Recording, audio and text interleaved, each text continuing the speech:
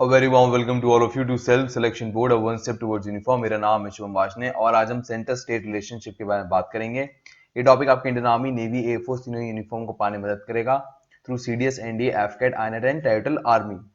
अगर आपको पूरी पॉलिटी की प्लेलिस्ट देखनी हो तो आपको डिस्क्रिप्शन बॉक्स में उसका लिंक मिल जाएगा। अब तक हम लेजिस्लेचर रिलेशनशिप, एडमिनिस्ट्रेटिव रिलेशनशिप की बात कर चुके हैं। अब हम आएंगे फाइनेंशियल रिलेशनशिप के बारे में। अब जरा यहाँ पर देखिए, फाइनेंशियल रिलेशनशिप की बात की गई है आर्टिकल 268 से लेके 293 के अंदर, और ये पार्ट 12 में मेंशन किया गया है। अब इसमें क्या है कि कुछ बातों को डिफाइन किया गया है, जैसे एलोकेशन ऑफ टैक्स पावर। देखिए, union, concurrent and state list होती है। इन तीनों में ही टैक्सेस बता रखे हैं कि कौन कौन से टैक्सेस कहां इस्तेमाल होंगे। तो यूनियन वाली पावर होती है सेंटर के पास, स्टेट वाली पावर होती है स्टेट गवर्नमेंट के पास, एंड कॉन्करेंट होती है दोनों के पास। तो इस तरह से एलोकेशन होता है टैक्स पावर का। अब यहां से कहानी बढ़ती है डिस्ट्रीब्यूशन ऑफ टैक्स रेवेन्यू का। देखिए, आज की तारीख में तो वैसे जीएसटी आ गया है, जिसमें आपने अगर रेस्टोरेंट में बिल खाने गए हो या आप कहीं भी बिल मंगाते हो तो एक लिखा होता है सीजीएसटी एंड एसजीएसटी। तो ऐसे एलोकेशन का रखा है 40-60% का। बट कुछ चीजें ऐसी होती हैं जैसे इनकम टैक्स रेवेन्यू, वो क्या करता है, सेंटर कलेक्ट कर लेता है और उसके बाद उसका डिस्ट्रीब्यूशन होता है स्टेट में एंड सेंटर में। यहां तक की बात आपको समझ में आ गई होगी। इसके बाद होता है distribution of non tax revenue. Distribution non tax revenue क्या होता है, जैसे फॉर एग्जांपल रेलवे है। रेलवे से आप टिकट खरीदते हैं और फिर आप ट्रैवल करते हैं, तो टिकट खरीद के कुछ इनकम जनरेट होती है सरकार की। उस इनकम को डिवाइड करना होता है स्टेट में और सेंटर में। तो यहां पर आता है distribution of non tax revenue. इसके बाद है grant in aids to the states. देखिए, एक होता है लोन देना, एक होता है सहायक के लिए पैसे देना। समझाता हूं, मान लो आपने बैंक से कहा मुझे 2 लाख रुपए दे दो, तो वो उस पे आप पे इंटरेस्ट लगाएगा कि इस पे 7% का इंटरेस्ट लगेगा। अगर आप अपने दोस्त से ले रहे हो कि यार मुझे 2 लाख रुपए चाहिए, तो आपसे कहेगा ठीक है यार, तो 2 लाख रुपए ले ले, मुझे 2 साल बाद दे दियो, कोई इंटरेस्ट नहीं ले रहा। तो ये क्या हो गया, एड हो गई, मदद हो गई। तो सेंटर क्या कर सकता है कि स्पेसिफिक पॉलिसी के रिगार्डिंग या किसी चीज के रिगार्डिंग स्टेट को पैसे दे सकता है। इसके बाद आता है फाइनेंस कमीशन। फाइनेंस कमीशन के बारे में बात की गई है आर्टिकल 280 में। ये सेंटर और स्टेट के बीच में इस बात को देखता है कि दोनों में टैक्स एलोकेशन बराबर हो, और ये जो ऊपर पूरी बातें की गई हैं इस पे पूरी तरह से काम हो रखा हो और कहीं भी बायसनेस ना हो रखी हो। इसके बाद होता है protection of the state interest. देखिए, प्रोटेक्शन ऑफ स्टेट इंटरेस्ट क्या होता है, प्रोटेक्शन ऑफ स्टेट इंटरेस्ट होता है कि मैंने आपको 3 लिस्ट बनाई थी, union, concurrent and state list. Union में जो सेंट्रल गवर्नमेंट रूल बनाती है उसमें इतनी ताकत होती है कि अगर कॉन्करेंट लिस्ट में कोई रूल बना हुआ है या स्टेट लिस्ट में कोई रूल बना हुआ है तो उसे वो कैंसिल कर सकती है, ओवर रूल कर सकती है। ऐसे ही होता है टैक्सेस में। यूनियन में अगर कोई टैक्स की लिस्ट दी गई है और वो कॉन्करेंट में भी दी गई है और स्टेट लिस्ट में भी उसका थोड़ा कोई जिक्र है उसके बराबर या इक्वल, या स्टेट का कोई रूल इससे ओवर रूल कर रहा है या कॉन्ट्राडिक्ट कर रहा है, तो सेंटर पे ये ताकत है कि इन दोनों के रूल को हटा सके और अपना वाला टैक्स इंप्लीमेंट कर सके। जैसे मैं एक एग्जांपल देता हूं, सेंट्रल गवर्नमेंट लेकर आई जीएसटी। अब स्टेट गवर्नमेंट कहती है कि नहीं, हमें तो जीएसटी चाहिए ही नहीं, हमें तो चाहिए जो पुराना ओल्ड टैक्स फॉर्मेट है, बहुत सारे टैक्सेस, वैट, टैट, ये दुनिया भर के जो टैक्स थे वो सब इनडायरेक्ट टैक्सेस लग के मुझे वैसे सिस्टम चाहिए। तो अब सेंट्रल गवर्नमेंट क्या करेगी जीएसटी लाने के लिए, वो प्रेसिडेंट से कहेगी, रिक्वेस्ट करेगी हमें ना ये वाला टैक्स लेकर आना है। तो अगर प्रेसिडेंट अप्रूवल दे देता है, हाँ जी जीएसटी ले आओ, एक काम करो, और जो ये स्टेट गवर्नमेंट कह रही है ना वैट और ये बाकी सारे टैक्सेस, इनडायरेक्ट टैक्सेस लगाकर, तो वो हट जाएंगे फिर, क्योंकि प्रेसिडेंट ने परमिशन दे दी। अब यहां तक बात आपको समझ में आ गई। फिर आती है borrowing by the centre and the states. Borrowing by the centre and the states क्या होता है, मान लो इंटरनेशनल लेवल पे आईएमएफ से लोन लेना है, तो दोनों ले सकते हैं, सेंट्रल गवर्नमेंट भी लोन ले सकती है, स्टेट गवर्नमेंट भी लोन ले सकती है। बट दोनों के लिए डिफाइन है कि वो कितना लोन ले सकती है। अब ये कहां पर मेंशन है, अगला है borrowing by the centre and the states. देखिए, borrowing by the centre of the states में क्या होता है, कंसोलिडेटेड फंड ऑफ इंडिया होता है और एक consolidated fund of the state होता है। उन दोनों ने डिफाइन कर रखा है कि आप इंटरनेशनल ऑर्गेनाइजेशन जैसे आईएमएफ, वर्ल्ड बैंक, इनसे आप लोन ले सकते हैं, बट एक लिमिट है और उस लिमिट तक ही आप लोन दे सकते हैं। ये बात borrowing by the centre and state में लिखी गई है। अगला है इंटर गवर्नमेंटल टैक्स इम्यूनिटीज। इसका मतलब क्या है, फॉर एग्जाम्पल मैं आपको एग्जाम्पल देता हूं, नेशनल डिफेंस एकेडमी है पुणे में, ठीक है, वो कौन सी इंस्टीट्यूशन है, वो सेंट्रल गवर्नमेंट का इंस्टीट्यूशन है।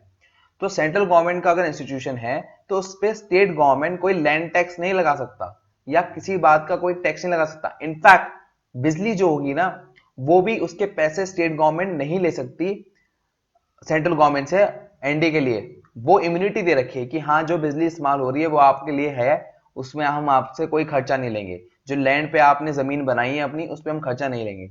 अब बात करते हैं trend in centre and state relation. देखिए trend in centre and state relationship में क्या है, सेंटर स्टेट के रिलेशनशिप में कंट्रोवर्सीज रहती हैं कुछ, और वो कंट्रोवर्सीज क्या है उस बारे में बात करेंगे अब।